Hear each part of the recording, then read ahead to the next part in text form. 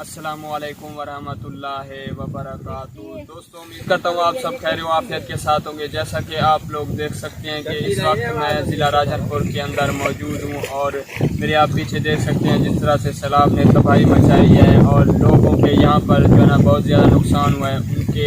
گھر ٹوٹ کر بکھر گئے اور وہ گھروں سے بے گھر ہو گئے، اور ان کے مال مویشی پانی کے اندر ہی بہہ گئے، اور ان کا بہت ہی سارا جو ہے نقصان ہوا ہے، اور راستہ بھی جو ہے نا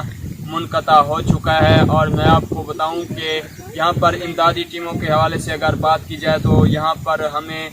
سوائے تحریک لبیک پاکستان کے کوئی بھی حکومتی نمائندہ ہمیں نظر نہیں آیا، اور امیر تحریک لبیک پاکستان علامہ سعد حسین رضوی صاحب نے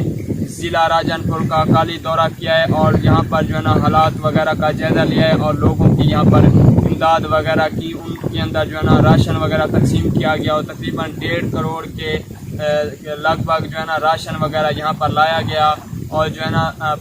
تقریباً 5-6 کے قریب جو ہے نا میڈیسنس کے جو ہے نا کیمپس وغیرہ لگائے گئے ہیں ضلع راجن پور کے اندر، اور جو ہے نا حکومت جو ہے نا بالکل ہی خاموش تماشائی بنی ہوئی ہے، اور تحریک لبیک پاکستان کے جو کارکنان ہیں اس وقت متحرک ہو چکے ہیں اور لوگوں کو ریسکیو کرنے میں مصروف ہیں۔ لوگوں کا سامان وغیرہ گھروں سے اٹھوا کر جو ہے نا محفوظ مقامات پر منتقل کیا جا رہا ہے۔ اور آپ میرے پیچھے دیکھ سکتے ہیں اس وقت میں